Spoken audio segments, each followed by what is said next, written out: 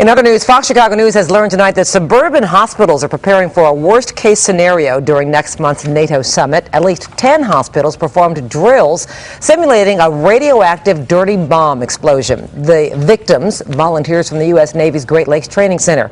Here is political editor Mike Flannery with this exclusive report.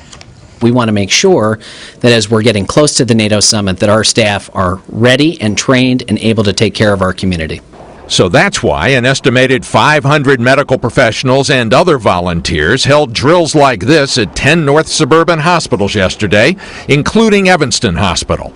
They donned bulky protective suits, tested radiation detectors, and ministered to about 100 U.S. Navy recruits.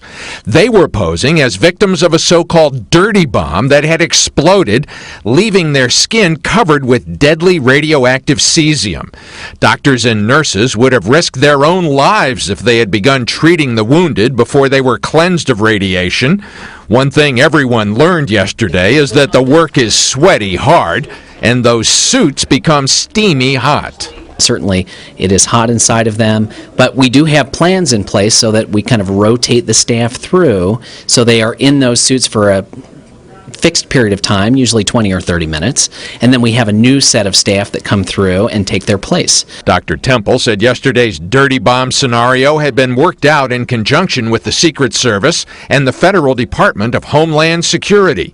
U.S. authorities are also preparing in the days ahead to deploy black-suited federal agents in and around downtown's federal buildings. They'll set up checkpoints at entrances to the zone and at individual buildings. From there to the hospitals that are getting ready, including Evanston, where a young intern tried on a protective hood this evening, the watchword is be prepared. If something does happen, God forbid, we'll be ready to do something about it.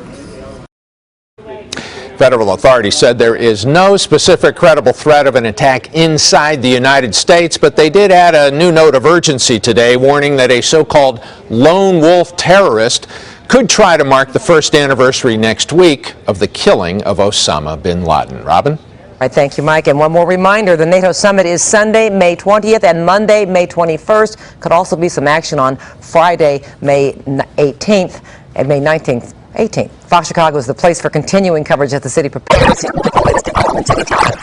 myfoxchicago.com.